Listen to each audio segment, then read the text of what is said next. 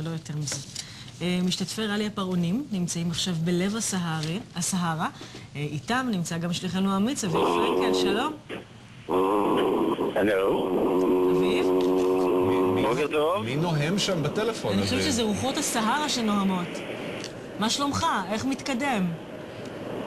מתקדם בסדר, כרגע מתניעה לידי משאית ענקית, אז אני מקווה שתסלחו לי אם אני לא אשמע אתכם כל כך טוב. בעיקרון אנחנו נמצאים בסיטרה, סיטרה זה איזשהו מבנה מדבר קטן, אגם מלוח באמצע הסהרה, מסתכלים לימינה, חול, מסתכלים שמאלה, חול. אנחנו כאן עם הנבחרת הישראלית, הטרקטורונים, האופנועים ורכבי ה4x4 מתכוננים לעוד יום, ממש עכשיו אמור להתרחש הזינוק של האופנועים, מיד אחר כך הטרקטורונים ואחרי זאת רכבי השטח. אתה מדבר איתנו מטלפון לווייני שם מאמצע הסהרה, מה שלומך? תגיד לנו במקור ראשון, איך זה עובר?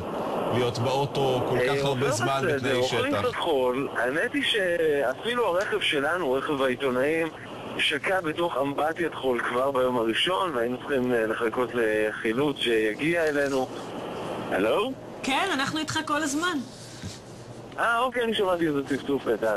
בכל אופן, הרכב שלנו היה צריך חילוץ, ישבנו ככה כמה שעות בשטח, חפרנו, חיכינו, חולצנו, אבל הכל בסדר. האמת היא שיש כאן הרבה מאוד דרמות. יש יריבות קשה בין שניים מהצוותים הישראלים, רכבי 4x4, ואתמול הרכב של שי שמעוני, אחד המועמדים הגדולים לעלות על הפודיום, נתקע בשטח, המנוע שלו הלך והוא נאלץ לצערנו לפרוש מהתחרות.